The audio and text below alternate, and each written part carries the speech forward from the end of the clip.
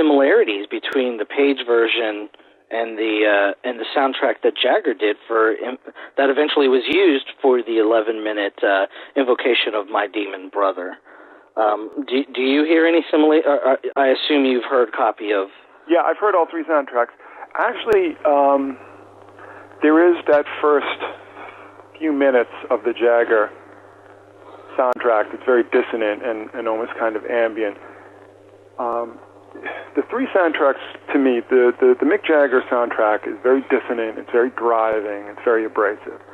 Jimmy's soundtrack is very meditative. He has some Buddhist chanting in there, and he has a number of different instruments. He has the tabla drums, he has 12-string guitar, and he's working with an ARP synthesizer, which is an early guitar synthesizer. And that's more almost like a Brian Eno or Terry Riley kind of piece. It's based on one chord. I think it's a G sharp, actually. And, it continues in that very solemn vein. There's sort of peaks and valleys with it, but, it's much more of an ambient piece. Bobby's soundtrack is very much along the lines of things like old Pink Floyd, especially Adam Hart Mother and, those pre-Dark Side of the Moon Pink Floyd albums. I don't know if you're familiar with that music at all. But it's much more psychedelic. It's got a lot of sort of jazz and symphonic influences in it. And it's more almost of like a processional piece. It's very formal and magisterial and a lot of, almost like a classical feeling to it. So it's, I think all three soundtracks are, really remarkable pieces of music, and they're all completely different. And consequently, Kenneth Anger's cut of each film, of each version of the film, which all began as Lucifer Rising, they correspond. Kenneth Anger shot an enormous amount of footage and picked and chose the footage according to each soundtrack. So, they're three entirely separate feelings. Okay. What kind of revelation did you get from talking, or I guess talking to Bobby and Kenneth, and then getting the interview from Jimmy? What kind of insight did you get that kind of people were not aware of before? I think that the interesting thing about this film is that it ties in this sort of 6 degrees of separation aspect with a lot of bad news. The Stones, when they played Altamont, were very much in Kenneth Anger's orbit. You had Brian Jones's death. You had the Manson story. You had John Bonham's death later on. There's a connection with the death of John Lennon. There's a lot of darkness in this film. I'm not sure why, and maybe somebody who's more familiar with Crowley and Magick than I am, might be able to speak to that. But there's this incredible history of the dark side, the dark underbelly of the 1960s and the whole hippie thing that ties into this film very directly in some remarkable ways, and very strong synchronicities. But the mandate behind the film was very devotional. It was basically built, around the idea of the Aeon of Horus, the emergence of this new Aeon, and the film itself. There's nothing objectionable or violent or sexual in the film itself. It's very quiet, it's very meditational, it's very symbolic. You have Isis and Horus, and then the figure of Lucifer, you have Lilith.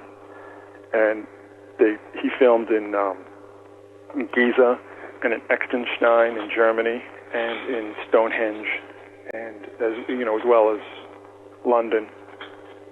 So what is actually going on screen compared to what the history that it's snaked through, the contrast there is really remarkable. And all three principals, Jimmy, Bobby Beausoleil, and Kenneth Anger, all sort of spoke, that this film to them represented the emergence of the Aeon of Horus, the Aeon of the Child, which I guess Crowley spoke to in the Book of the Law and maybe some other writings.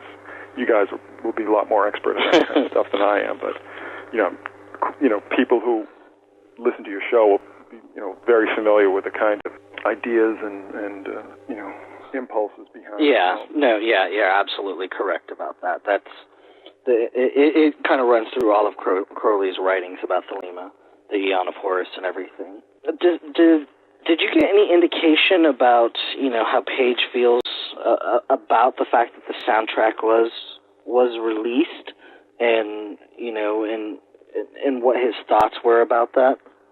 Well, the soundtrack was never officially released. It's pretty widely circulated on bootleg. Mm-hmm. You can get it in a lot of different, maybe something like BitTorrent or something like that. I got it off an old website that had bootleg MP3s and stuff. It was never actually officially released. He was very proud of the soundtrack. I mean, he was very proud of his work. It's only 22 minutes. Kenneth Anger claimed that he needed, 40 or 90 or something like that. The story changed a lot. But I think he really wanted that to come out, and, it may yet, have an official release. I wouldn't close the door on that. He feels very strongly about the work. He really felt, very, very positively about the original incarnation of the film, which you can also get, floating around. Somebody had gotten one on eBay that has Jimmy's soundtrack with Kenneth's cut that corresponds to that soundtrack, which Jimmy says, the correspondence, they were working separately. They were working apart from one another, and they got together, and they were just amazed that the music fit perfectly with the cut of the film and vice versa, on a synchronistic level, I would suppose. Did Anger say, that there are any plans for his films to be coming out on DVD anytime soon? Yes, there is a company, I think it's Fantomas in San Francisco or in Los Angeles, I'm not sure. There is a company that wants to release his library on DVD. But the problem is that Kenneth Anger used a lot of music, most particularly for the film Scorpio Rising, which came out in 1964. He used the music for that. It was much of old doo-wop and rock and roll songs. He used them without permission. And the problem with that is they're trying to get the permission for the music, and that hasn't gone through yet. The copyright holders on a lot of these old rock and roll songs, are very strict about, the usage of their copyrights. So they won't release the other music without being able to do Scorpio Rising? Well, the plan is to release all the, what Kenneth Anger called the Magic Lantern Cycle. Mm-hmm. Those films, and starting with Inauguration of the Pleasure Dome, or actually maybe starting with Fireworks in 1947. But they want to release all of Kenneth Anger's films that use, copyrighted music. Mm-hmm. And that's the snag, is getting permission from the music. In addition to the fact, that you're dealing with, independent companies who don't have a great budget. But Kenneth Anger's films, there are a number of museums and libraries across the country that the films are in their collection. And you can look that up online. I don't have the information handy right now, but there is, I believe, the Whitney of the Guggenheim in New York has his films in their collection, and they show them from time to time. Well, they also were released on VHS by Mystic Fire. Right. Mystic Fire went out of business several years ago. They did not have the permission for the music for Scorpio Rising. They just released it and figured that nobody would really notice. But like I said, they've been out of business for several years now, and any DVD copies you get now are just transfers. Yeah, they're just transfers. They're just DVR transfers. Yeah. Okay. Without going too much into and repeating what's in the article itself, what was kind of Bobby's thoughts about the whole interaction with Anger in on the film and Page and everything? Since you had the opportunity to speak with him, and a lot of people don't, can you give a little detail on his take on the situation in the movie and so forth? Yeah, sure. The film started with Kenneth and Bobby in San Francisco. Kenneth had met Bobby at a sort of a love-in, and it was actually in a Methodist church that. Yeah, there was an interesting controversy there. But Bobby and Kenneth both lived in separate floors of the Russia house. And if you see Invigation of My Demon Brother, there's a lot of footage of Bobby. Bobby and Kenneth had sort of a blowout. They did an Equinox festival at the Straight Theater in San Francisco, and there was sort of a technical malfunction that Kenneth ended up blaming on Bobby. And there's actually footage from that in Invocation of My Demon Brother as well. But after that, Bobby went down to L.A. and eventually sort of fell in with the Manson bunch and ended up going to prison for killing a drug dealer named Gary Hinman. They sort of lost contact. Kenneth, after that happened, Kenneth said that he put a curse on Bobby, and that was the result of it.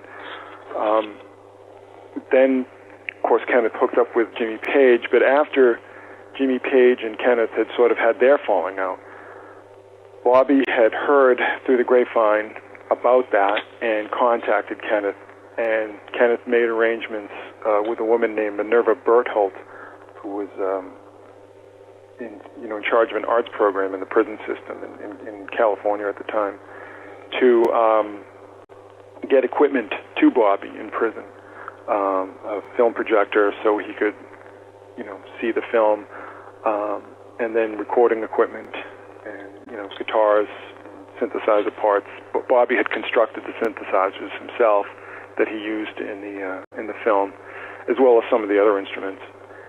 And it took a few years for that soundtrack to be made because, you're obviously in prison. You don't have access, full-time to a recording studio and things like that.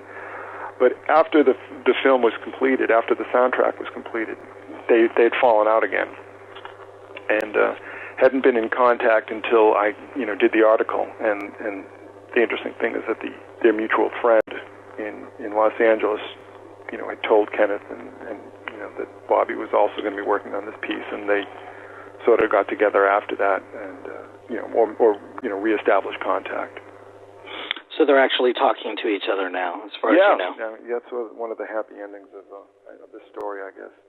Bobby's a very charismatic guy. He's a great storyteller. He's got a lot of interesting stories, about the 60s, about, Manson, about the whole biker scene that he got mixed up in L.A., as well as San Francisco. He was in San Francisco in '66. Both Kenneth and Bobby Beausoleil moved to San Francisco in '66, and it was at that point in time that Kenneth felt that the aeon of Horus was beginning.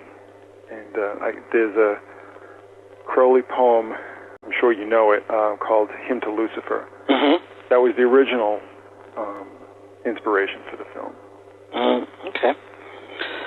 Has Bobby and or Kenneth seen your article? Bobby did, yeah. I don't know if Kenneth has seen it. I haven't been in contact with him since last year. Any feedback from Bobby about it? Oh, he was very happy with it. He was happy with it. Yeah. Okay. It really, it told his story in a, in a major venue. So Right, and the article is also very sympathetic towards Bobby too. It doesn't demonize him like many other things written about him. I think my take on Bobby, I could be totally wrong, but my take on Bobby is that he's basically a guy who got mixed up with the wrong crowd. He's been a model prisoner. He hasn't had any problems in prison. He's done a lot of educational work and things like that in prison. I mean, he's definitely kept his nose clean there. So the story is that there was a lot of bad stuff going on in L.A. in the 60s. There was a lot of drugs, the bikers, and it was very easy to just, and plus, I mean, Charlie Manson's a very charismatic guy and brought a lot of people into his orbit. A lot of, middle-class kids sort of got drawn into his orbit. And, I mean, that's just my take. I could be totally wrong. Well, but I don't think Bobby's a bad guy. And he was very gracious with me and very helpful as well. Well, you bring up Manson. what did Bobby,